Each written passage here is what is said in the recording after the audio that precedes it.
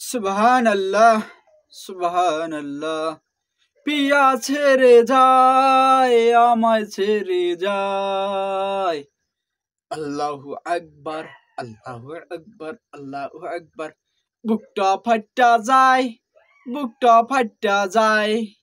না ভাই কথা কি জানেন? কথাটা বলছেন কি দেখি কইতেছি। এই যে একদিকে সুবহানাল্লাহ কইতেছি, একদিকে গান কইতেছি। কিসের জন্য কইতেছি জানেন?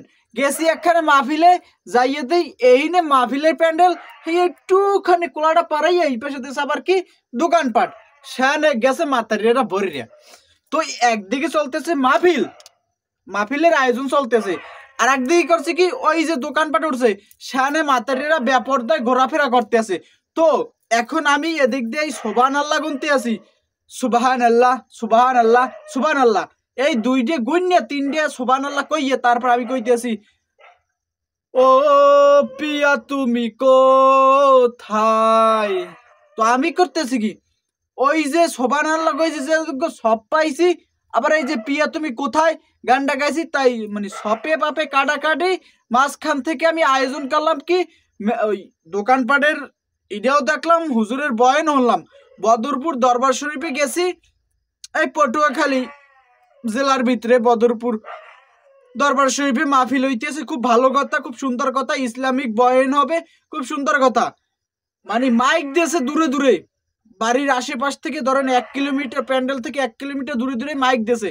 অথচ ওই মাহফিলের পাশেই নারীরা বেপর্দায় ঘোরাফেরা করতে আছে, বেপর্দায় কেনাকাটা করতে আছে। আল্লাহ তাদেরকে হেদায়েত দান করুক। কিন্তু মাহফিল কমিটির কি দায়িত্ব ছিল না এখানে কি বাবু তাদের দায়িত্ব ছিল না একান্ত যে এই যে বেপর্দায় ঘোরাফেরা করতে আছে, ওদের কুত্তরা খালি ঘেউ ঘেউ ঘেউ ঘেউ করতে আছে। আর যদি পারতাম আমি এখানে বসাইতাম। কিসের জন্য? ওই ঘেউ ঘেউটা দরকার আছে, ওই কুত্তার ঘেউ ঘেউ দরকার আছে। কারণ ওই যে তুমি বয়ান করতে আসো, খুব সুন্দর কথা, ইসলামিক একটা আয়োজন হবে, ইসলামের কিছু বক্তার আসবে, সেখানে কিছু কথা বলবে, আমরা কিছু জানতে পারবো, এটাই তো নাকি। এখন তো আমরা জানলাম, খুব সুন্দর কথা জানলাম, মাতারিয়ারা বেপরদায় কেনাকাটা করতে আছে। আর প্যান্ডেলের পাশ দিয়ে মাতারিয়ারা কেনাকাটা করে রাস্তায় উঠতে আছে। তো দিন শেষে কি হইলো?